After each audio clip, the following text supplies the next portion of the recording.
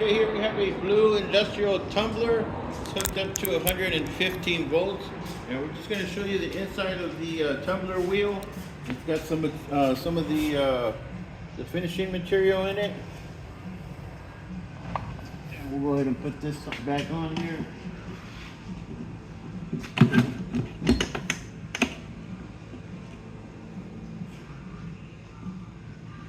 Comes with an extra bag of material right here too, a little bit bigger than what's in there.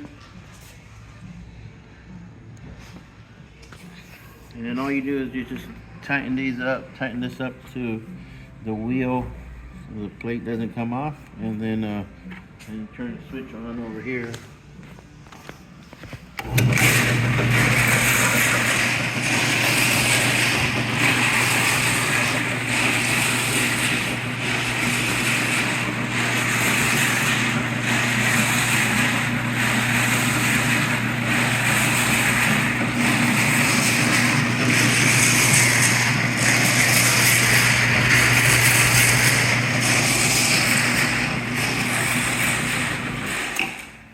Okay, that was the blue industrial tumbler.